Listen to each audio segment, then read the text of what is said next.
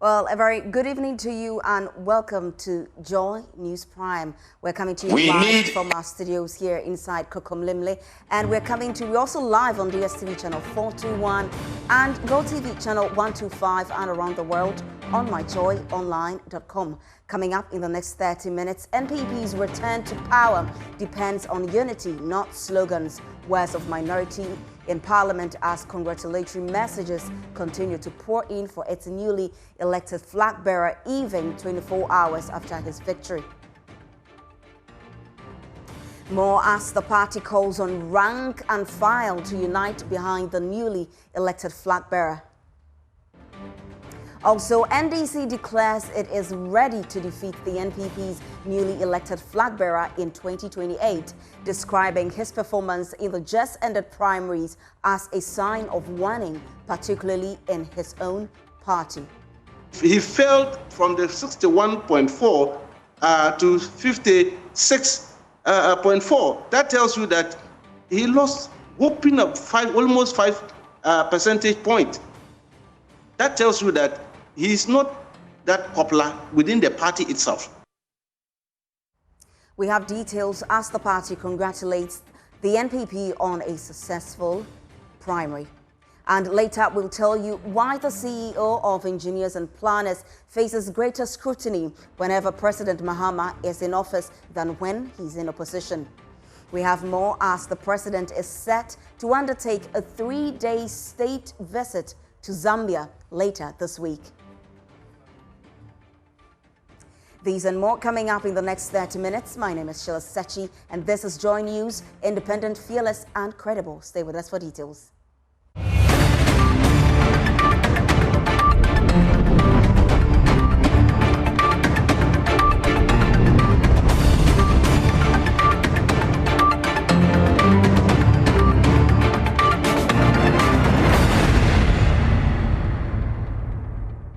Thanks for your company this evening. Now to our very first story. The minority caucus in Parliament has warned that the New Patriotic Party's return to power will hinge on unity, not political slogans. In a congratulatory statement signed by Minority Leader Alexander Kwamena Afenyo Marking, the caucus noted that the 2024 laws underscored an invaluable lesson, insisting that unity remains the party's fundamental source of strength for a comeback. Here are excerpts from the statement.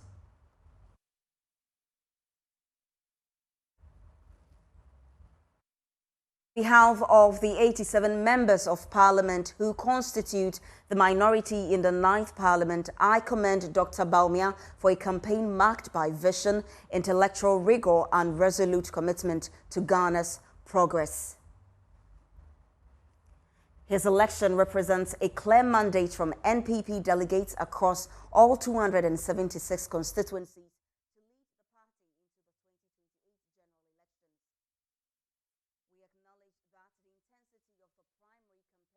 Produced moments of friction and discord. Such tensions are inherent in competitive democratic processes. However, the conclusion of this contest marks the beginning of a critical phase of reconciliation and unity. The painful 2024 electoral defeat taught us an invaluable lesson. Unity is not merely a political slogan, but our fundamental source of strength. We urge our party's grassroots to channel their considerable energies towards supporting Dr Bawumia's leadership whilst holding the governing NDC accountable for their stewardship of the nation. We congratulate you once more on this well-deserved victory. The New Patriotic Party, both at home and abroad, looks to your leadership with confidence and expectation.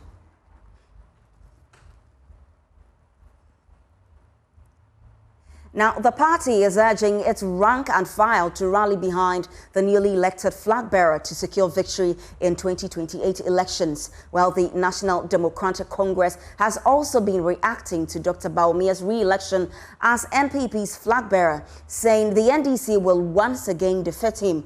We'll hear from the party's Deputy Director of Elections and IT shortly, but first, the NDC has congratulated the NPP on a successful primary. Let's bring you the details of that statement now. We hereby offer congratulations to the New Patriotic Party for the successful organization of a violence-free presidential candidate primaries that saw Dr. Mahama Bawumia emerge as the party's candidate for 2028 elections.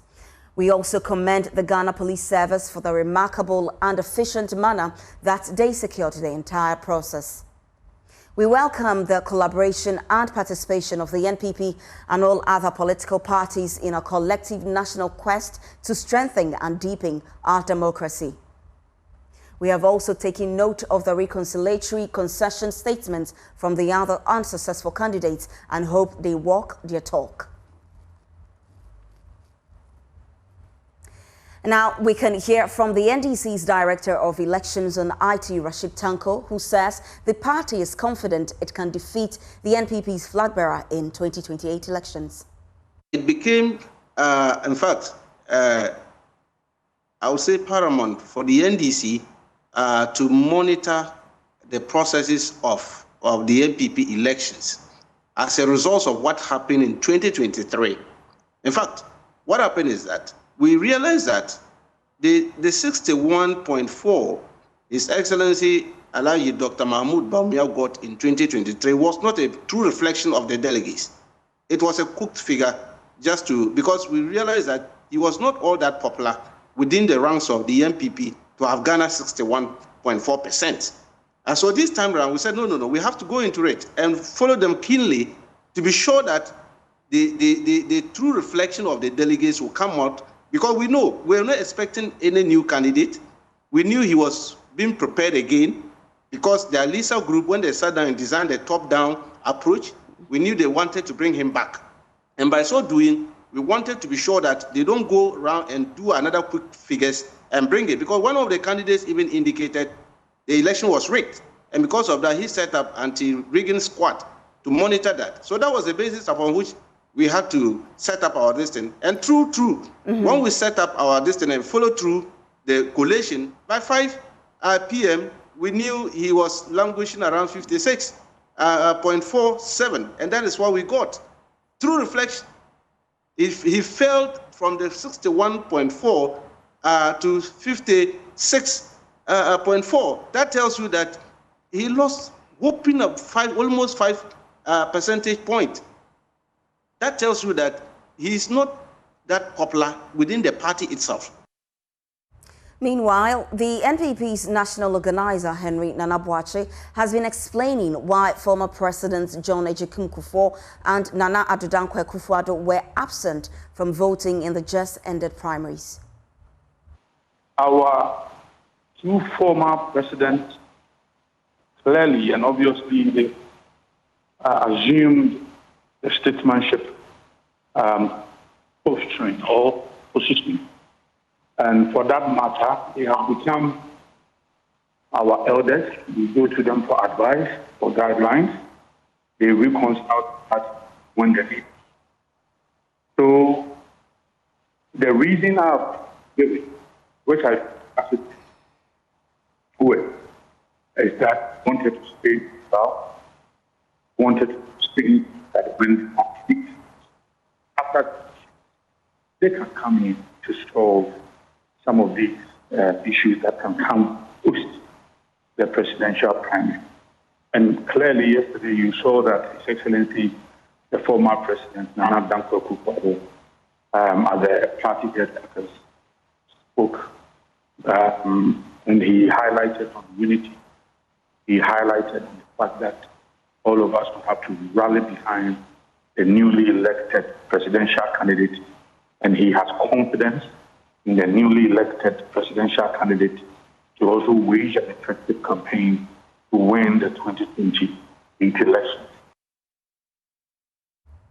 Meanwhile, in a show of support, one of the aspirants in the just-ended primaries, Dr. Yao Osei Educhum, this afternoon paid a courtesy call on the flag-bearer-elect Dr. Mahama Bawumia at his residence. Speaking to JoyNews, Dr. Educhum's spokesperson, Yao Opoku-Mensah, said the visit was to formally declare Dr. Educhum's unflinching support for the party's new leader.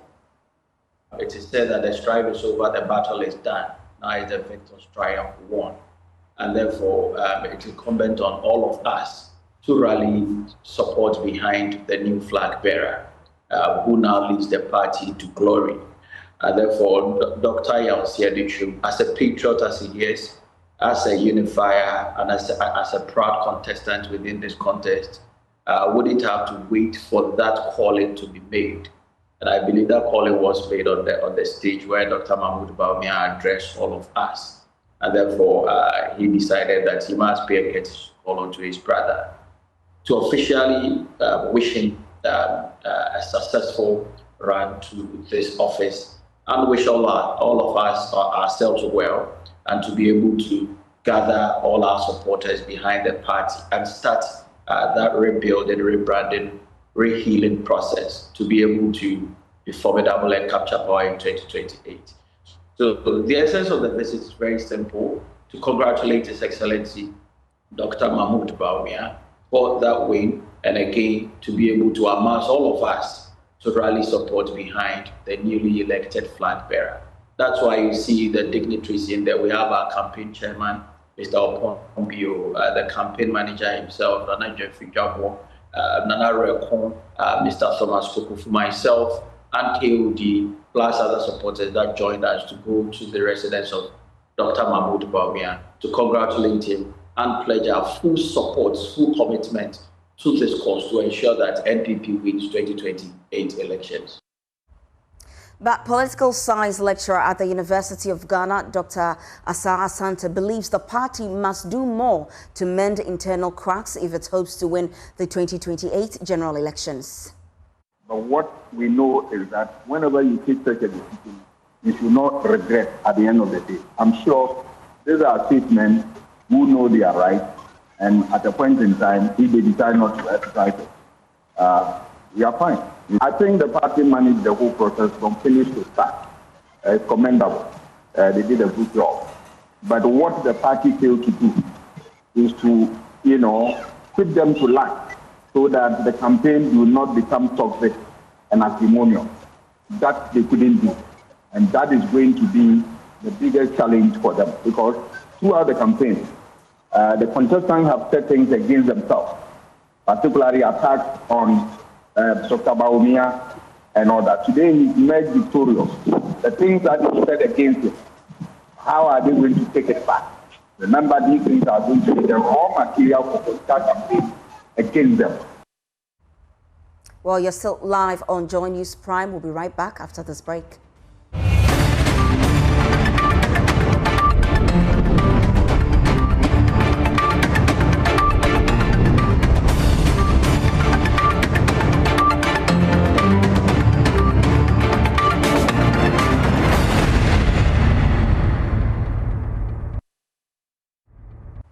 Thanks for staying. Now, political activist Dr. Arthur Kennedy has described the cancellation of the Kpandai parliamentary election rerun as a clear victory for the courts.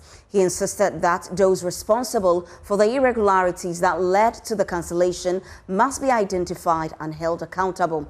Dr. Kennedy made the remarks on Newsfile.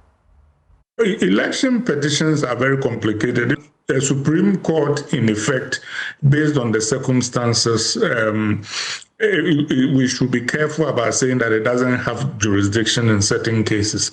But I think that this whole thing is a victory for the courts, and I hope that the very brilliant attorneys that we've seen there on both sides can help the court and the country come to the right decision. And if some bad things were done, then whoever was responsible for that should necessarily be punished so that we can move on with clear conscience. Meanwhile, the Deputy Director of Elections and IT of the National Democratic Congress, Sofo Rashid Tanko-Computer, maintained that the party filed specific particulars of fraud before the court. We filed particulars of fraud. It is here. I can send them to you. Okay. My sister, is here. Look, listen. Look at it. It's here. We filed it on. Look at it on 6th January 2025. One way referring to their application and other thing. And so we attached all this in. And that one they were referring to the Republic versus High Court Commercial Division expert, the one that we're dealing with. So we found particulars of fraud. And that is why we are saying that the issue is not that. What you are referring to is a certiorari application. Yes, that's why we are saying that. Particularized fraud.